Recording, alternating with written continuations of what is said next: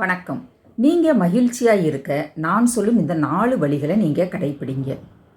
1. யாரையும் ஏமாத்தாதீங்க, யாரையுமே வெறுக்காதீங்க.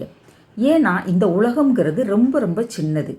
இதில் சாப்பிட்றது, தூங்குறது, பிறகு வேலை பார்க்குறது, இந்த விஷயங்களையெல்லாம் கழிச்சிட்டோம்னா மிச்சம் இருக்கிற நேரம் அப்படிங்கிறது ரொம்ப ரொம்ப கம்மி. இந்த நேரத்தில் நீங்கள் உங்களுக்காக வாழ போகிறீங்களா, மற்றவங்களுக்காக வாழ போகிறீங்களா? 2. உங்கள் கூட யாரையுமே ஒப்பிட்டு பார்க்காதீங்க. இந்த உலகத்தில் யாராலும் யாரை மாதிரியும் இருக்கவே முடியாது. நீங்கள் நீங்களாகவே இருங்க. 3. நீங்கள் கவலைப்படுறத நிப்பாட்டுங்க. நீங்கள் என்னைக்கு கவலைப்படுறத நிப்பாட்டுறீங்களோ அன்னைக்கு தான், அன்னையில இருந்து தான் உங்களுடைய புது வாழ்க்கை ஆரம்பமாகுது. 4.